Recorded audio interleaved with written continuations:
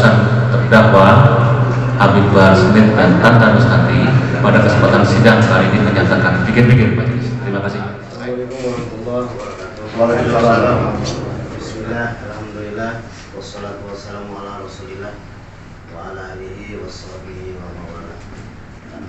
Waktu ini tentang masalah Bahar bin Smith ya. Waktu sidang keputusan beliau di hari Selasa tanggal 16 itu putusannya sidangnya itu termasuk bebas. Dan bebasnya itu kemarin hari tanggal 18. Nah, putusannya itu 6 bulan 15 hari. Nah, beliau bebas. Nah, di seluruh media bahwa di TV One Habib Bahar itu dinyatakan bebas. Habib Bahar itu dinyatakan bebas. Nah, setelah itu Habib Bahar kemarin tidak keluar. Masyarakat tuh bertanya, kenapa Habib Bahar katanya udah bebas, tapi sekarang nggak keluar, masih tahan Polda. Nah, tiba-tiba muncul, gitu kan? Tapi itu kan tiba-tiba muncul salah satu JPO yang banding. Nah, kenapa dia itu tidak banding di saat beres sidang? Saya masalah tidak mengerti kenapa JPO harusnya banding itu, kenapa tidak langsung di saat masa itu masih ada, biar masa itu mendengarkan dan media seluruh media tahu bahwa Habib Bahar itu ada penangguhan atau ada banding dari pihak JPO, gitu kan. Nah, dan ini sejarah di negeri ini sejarah. Di saat hakim sudah memutuskan bebas, nah ini sejarah baru nih di Indonesia. Nah, JPO banding setelah masa itu nggak ada dan tanya-tanya tentang ini kenapa belum bebas, kenapa belum bebas. Tahunya masyarakat semua Habib Bahar itu sudah bebas. Nah, semalam saya berunding dengan beberapa tokoh pecinta habaib atau beberapa tokoh-tokoh masyarakat. Nah, dia itu mau mengadakan aksi ke Pengadilan Negeri Garut dan Bandung, gitu kan. Nah, kenapa tidak langsung ke Bandung, gitu kan? Kenapa toh harus ke Garut, ini pengadilannya di Bandung, gitu kan? Nah, sebelum Bapak tanya, itu saya jawab dulu gitu Pak ya. Gitu. Saya yang tidak mengerti, tolong sampaikan ke saudara dari JPO Garut gitu kan. Apa jadi Kejaksaan Garut, Kejaksaan Bandung. Dan kenapa toh mengatakannya setelah beres.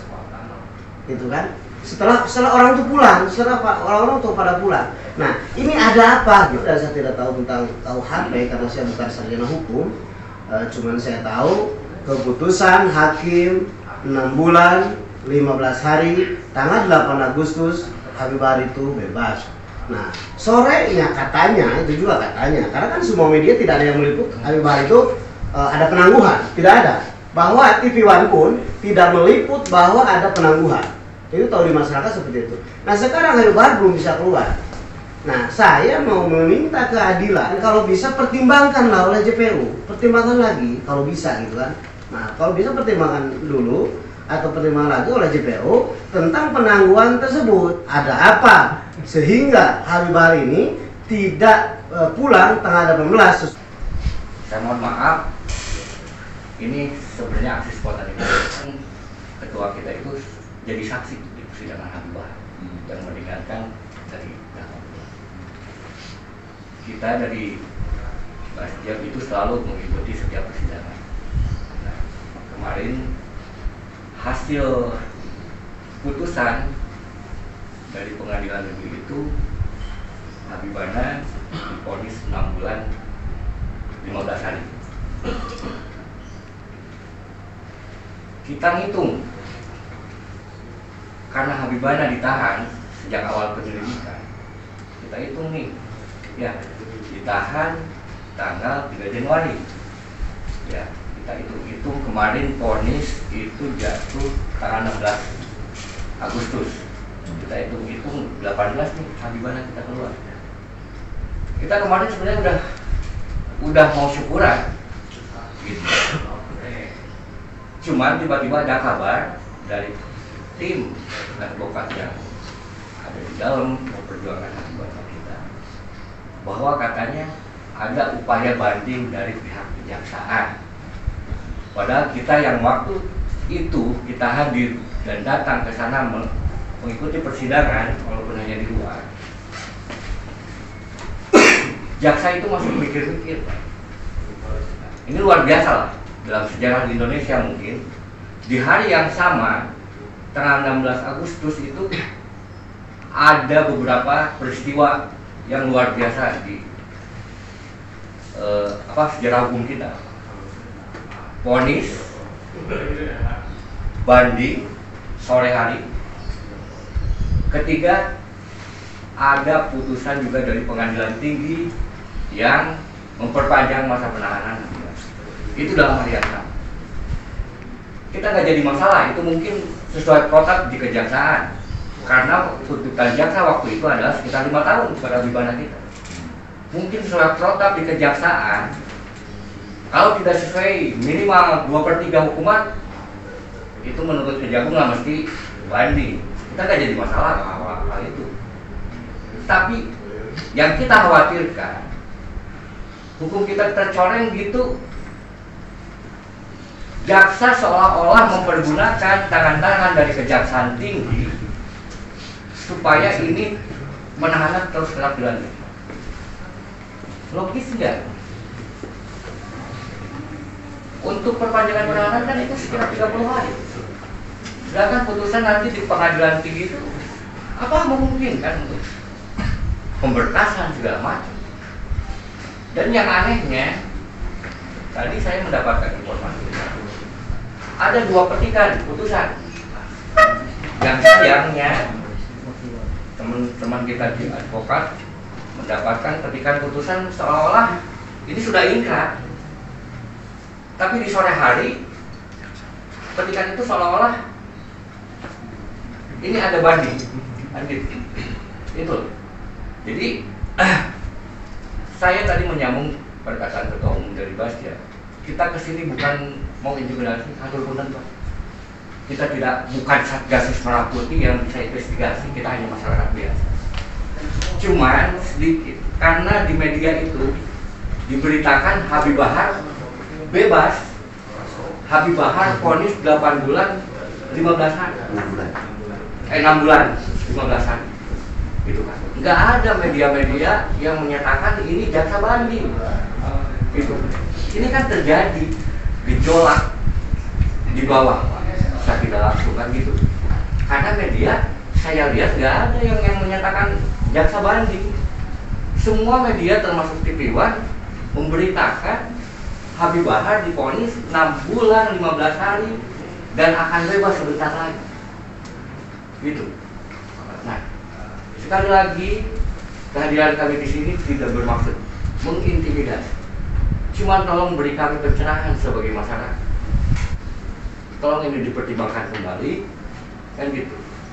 Ya, ini memang bukan kewenangan kami, tapi mungkin kami ada sedikit lah untuk bisa nanti ini nyampe kepada, walaupun kewenangannya bukan dari Kejaksaan Garut, tapi minimal ini tolong sampaikan ya ke teman-teman dari Kejaksaan Negeri Bandung sebagai pelaksana, dan mungkin ke Kejaksaan Tinggi bisa nyampe pesan ini. Dan teman-teman di Bandung juga nanti akan mengadakan audiensi juga ke Kejaksaan Tinggi dan memohon kalau tahu benar seperti itu, kita juga sekalian minta penangguhan penahanan. Jadi ini sangat luar biasa. Saya sangat mengerti loh. Gitu. Tuntutan 5 tahun, vonis 6 bulan 15 hari. Saya tidak mau ngobrol yang macam-macam, gitu ya. Dalam tanda kutip, oke ini tidak istilah protap mesti banding, karena 2/3 itu tidak terpenuhi tuntutan jaksa. Tapi jangan seolah-olah dipaksakan. Hukum itu bukan suatu pembalasan kok buat kita di negara kita. Memenjarakan orang itu bukan tujuan utama hukum kita. Ya. Pembinaan lah. Nah, itu mau dibawa ke mana negara ini kalau toh yang salah mesti tetap aja dipaksakan untuk bisa dipidana.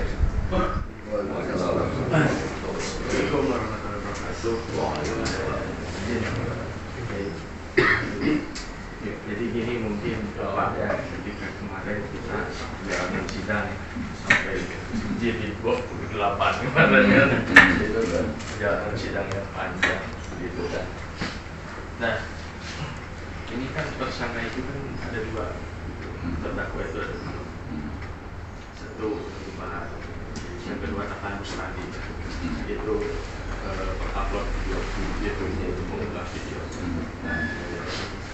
Nah, kemarin itu pasal yang dituduhkan itu pasal 14 ayat 1 itu pasal 45. Nah, waktu kemarin pas sidang putusan Pak, pas sidang putusan kemarin, mungkin hakim pun ketika memutus itu dengan pertimbangan kadarnya segimana itu kesalahan unsurnya kena terhadap terdakwa ini.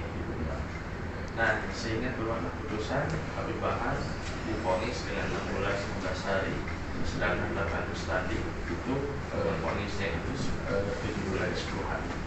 Nah, ketika jaksa ditanya sama majelis hakim, jaksa mau banding atau tidak, nyatakan pikir-pikir. Nah, sehingga kita beres sidang udah clear semua, Habib balik ke Polda, Tahan balik ke Polres Tabes seperti kemarin.